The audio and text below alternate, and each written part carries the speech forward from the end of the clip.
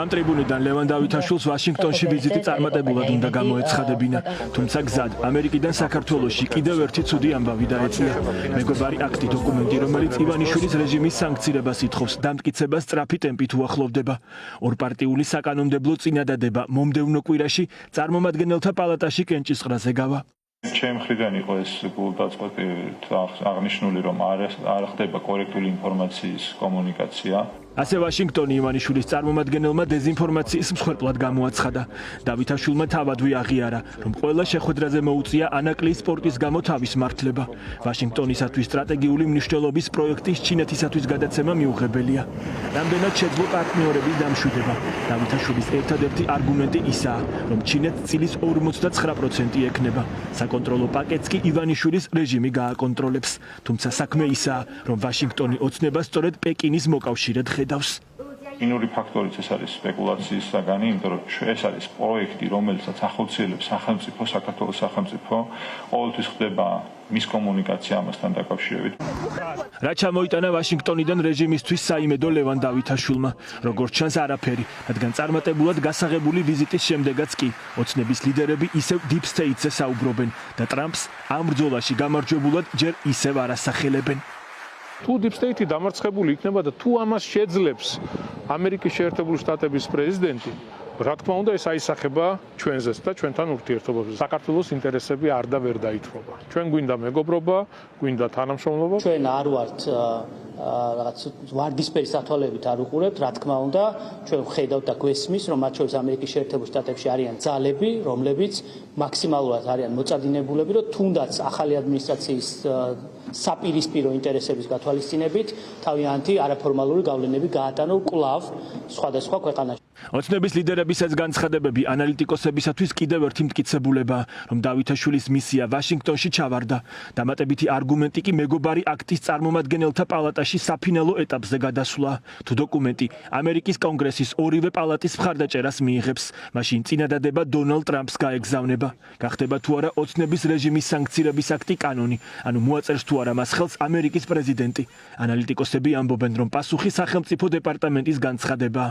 ამერიკის საგარეო ოცნების ნაბიჯებს ანტიდემოკრატიული უწოდა. რახან დაიძრა ეს პროცესი ყველა შემთხვევაში გავა ბოლოსკენ და ქართული ოცნების გაცხადებული პოლიტიკა რაც არის დღევანდელი ანტიამერიკანიზმი თავიდან ბოლომდე ეს ზრდება ანტიჰეგემონიზმის ჩარჩოში, როცა გაურიგდები ირანსაც კი გაურიგდები ოღონდ ამერიკა შემოუშვა და ესეთ ჩარჩოში არც შემთხვევაში ვერ გამოდის ამერიკის და ქართული ოცნების ურთიერთობა.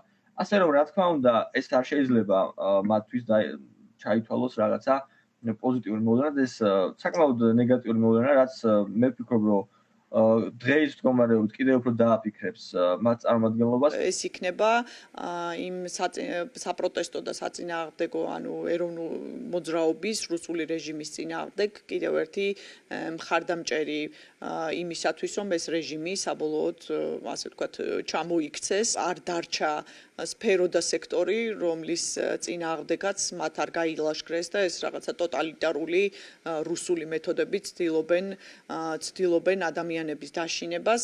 საქართველოში ჩინეთის კომუნისტური პარტიის, ირანის რეჟიმისა და რუსეთის ფედერაციის ზეგავლენისაგან გამკლავება. ეს მეგობარი აქტის ოფიციალური დასახელებაა. ოპოზიციაში ამბობენ, რომ თუ წინადადება კანონად იქცევა, ის ოცნებას აქამდე უპრეცედენტო გამოწვევის წინაშე დააყენებს. ვაშინგტონი რეჟიმს მიზანში საცეცებთან ერთად ამოიღებს.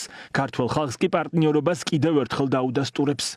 მნიშვნელოვანი გზავნილია ივანიშვილისთვის, რათა შეწყვიტოს ავტორიტარიზმის სიარული და ყველა ის ფუნდამენტური უფლების დარღვევა, რომელსაც ხალხის წინააღმდეგ ჩადის, წინააღმდეგ შემთხვევაში ძალიან დიდ ფასს გადაიხდის არა მხოლოდ პირადად ის, არამედ მათ შორის მისი ბიჭები, რომლებიც დღეს კორუფციაში ჩაფლით და საქართველოს სუვერენიტეტის წინააღმდეგ სვლით უპირისპირდებიან საქართველოს ნამდვილ სუვერენიტეტს და გაცხადებულ ინტერესებს. რეჟიმისთვის ეს იქნება უმძიმესი დარტყმა, იმიტომ რომ ის ჩანაწერები, რომელიც მეგობარი აქტში არსებობს, ის მოთხოვნები, რომელიც აყენებულია ივანიშვილის ხელისუფლებასთან, რომელიც ზეიმობს ყაველაშვილის და თითქოს ტრამპის გასაუბრებაც არ მომხდარა რაღაცა ფეიკ სალამს ამ ხელისუფლებისთვის მეგობარი აქტის მიღება იქნება მომაკვდინებელი რაღაცა დარტყმის მატარებელი. ქართული ოცნების თავზე შავი ღრუბელი საბოლოოდ იკრება, ეს შეგვიძლია ვთქვათ. თუ აქამდე ფრაგმენტულად, მაგრამ სისტემურად ძალიან ბევრი ადამიანი უმაღლესი თანამდებობის პოლიტიკური თანამდებობის პირებიდან იმ კლერკებამდე, რომელიც ადამიანებზე ჯალადობენ ქართულ ოცნებაში, სხვა ტიპის სანქციები ყველაზე იქნა გამოყენებული, ახლა მეგობარი აქტის ფინალში გასვლით მოხდება ამ ყველაფრის კონსოლიდირება და შეერთებული შტატები სისტემურად დაუდგება ქართულ ხალხს გვერდში. როდის გაიმართება მეგობარ აქტზე საბოლოო მსჯელობა და კენჭისყრა წარმომადგენელთა პალატაში.